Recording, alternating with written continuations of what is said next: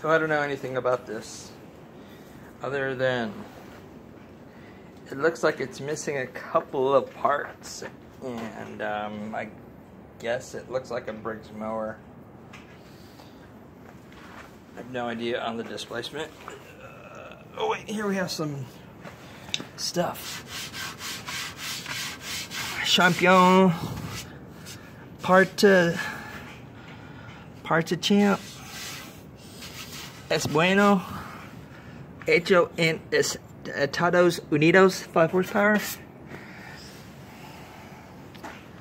Probably not the best thing to leave it open. But at this point, probably don't matter much. Anywho.